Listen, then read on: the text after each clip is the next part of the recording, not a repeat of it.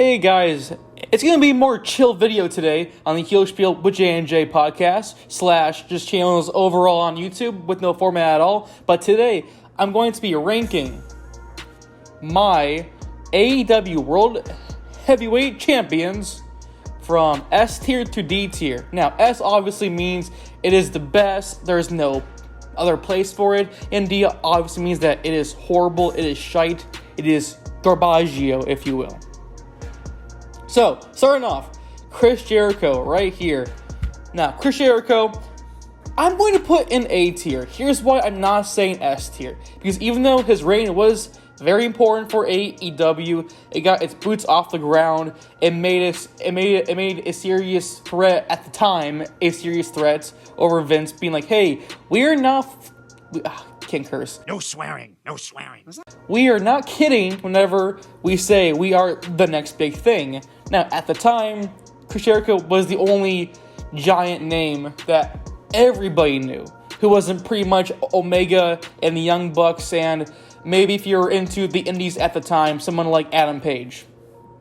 But Jericho had a great faction with the Pinnacle, and also, of course, with guys like Scorpio Sky, Cody Rhodes, and of course Jon Moxley.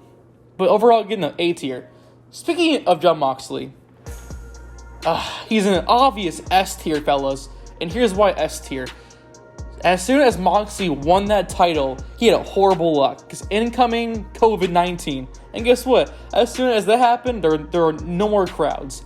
And with a company that was this new at the time, Moxley had to put the company on his back after just beating Chris Jericho for the title.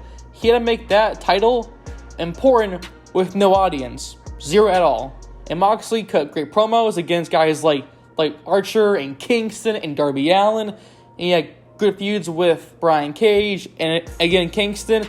He was champion for the bulk of the year until Kenny Omega beat him at Winter is Coming, also in the same year that he won it. He was champion for a long time for the bulk of the entire year, again, with no fans in mind. He then was the fake champion after Punk was injured for the first time, and then he beat Punk and became the two-time champion.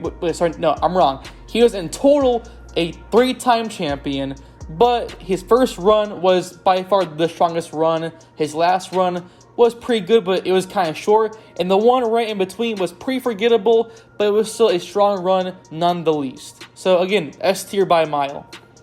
Now, Kenny Omega.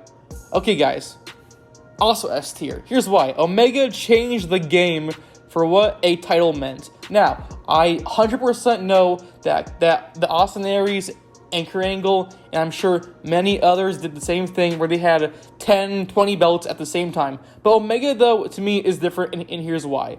His quality in the ring was just immaculate. Against guys across the whole globe, like from AAA all the way to Impact Wrestling and back to, of course, AEW.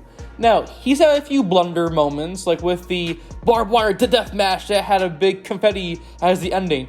But besides some stuff like that, he did an awesome job. He was at every pay-per-view. He was at every important show. I mean, he's had bouts against Rey Fenix, freaking Laredo Kid. He's had against Moxley in that, again, great match, horrible ending, I know, but past that, it was still awesome. Pac, Orange Cassidy, I mean, Adam Page had a terrific feud with Omega as well. And to me, guys like Omega's reign will not happen for a long time. And personally, I would put it in my favorite top 10 reigns of all time. I mean, he made Impact and AAA and AEW all at the same time seem more important than what they were at the time. And again, this was before most people were back in stadiums and in arenas. But again, I gotta say, just a overall awesome champion. Now, Hangman Adam Page. But before I put him in any tier, I just want to say his booking was crap. His booking was absolutely mid-card tier champion level. Tony Khan said, hey, let's have this months of a feud with Omega. give him the golden ace above Omega and beat him clean as a whistle. Well, then what? I don't know. Okay, well, thank you. I mean, besides his feud with Adam Cole and I guess CM Punk, if you want to even call that a full-on feud, was just kind of nothing. So, I'm going to put him at the C tier. Now, as of match quality, amazing. His feud with Bryan Danielson was amazing, to say the very least. But, again, a champion is how you're booked in your match quality and your overall character as a whole. Now, was he at every pay-per-view and big name show? Absolutely. But also, was he also booked into a great fashion in terms of long feuds, in terms of good storytelling, in terms of being important, or at least being shown that he means the main show overall is about him? No. He was pretty much always forgotten about, I would say, and he was treated like a good mid-card title, but not a great. He was at the time the most over guy in the whole company, but the booking really hurt him. That's why I put him at C. Alright, CM Punk. Oh god. Guys, he has to be in the D tier. He's by far the worst champion. Whenever he was champion, twice in a year span, he got hurt the first time, then he got hurt, and then caused the whole media scrum. His second time winning that damn championship. For some reason, whenever Punk won that belt, stuff just went wrong, and it was so weirdly just fascinating. It was weird, but it was kind of like, okay, well, that's different, but not in the good way. I mean, CM Punk, man, where do I begin? I was so happy to see him come back, okay? I was like, I was 9 years old. Remember he beat John Cena at Money in the Bank 2011. Ever since then, I have been a fond fan of CM Punk ever since. Seriously, I mean, he was just the guy, man. But then, here's what he did. He just tossed it across the room and said, screw it.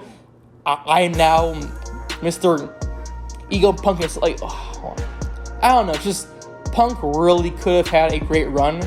But as soon as he was doing great stuff, either he got hurt, or he got fired, or suspended, or both at the same time somehow.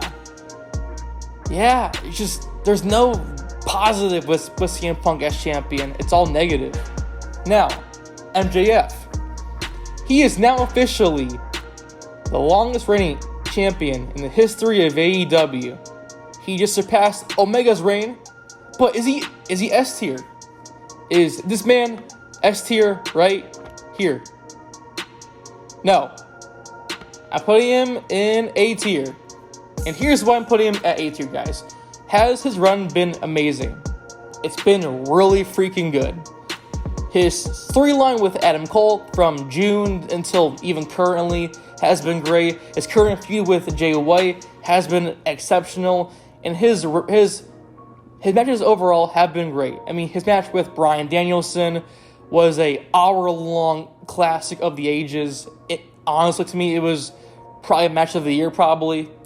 That wasn't involving Ospreay or Omega. But besides those 4 or 5 great things, this is over an entire year overall at this point. And in the beginning, he was booked kind of wonky. He was booked in a way where he wasn't a coward, but he wasn't a great champion, if that makes sense. I mean, of course, he's been good on the mic. His ability on the mic has been very, very good, as always. Him in the ring has improved amazingly over the last year alone. But to me, it's like, for a little bit, his belt was more of a prop than it was the main thing, I will say. Like, to me, even though I love the Adam Cole MJF tag team / feud, that was really good. But then to me, it kind of not dragged on, just it kind of made it more about the tag team titles than the actual main belt itself. So to me, as a talent, MJF is S tier. But if we see his full circle run from how he won it to him as the champion currently before Full Gear, A tier. It can be better, it can be improved, but I'm just not buying it as the best reign of all time. Because Omega and Moxley changed the game whenever they're champion. To me, MJF is just great at maintaining it currently. But yeah, guys, that's my picks for this list. Say how wrong I am in the comments. To me, I did a good job, but again, though, if I'm wrong, just, again, say so in the comments below. Thank you, as always, for watching, and as always, guys, love thy wrestling.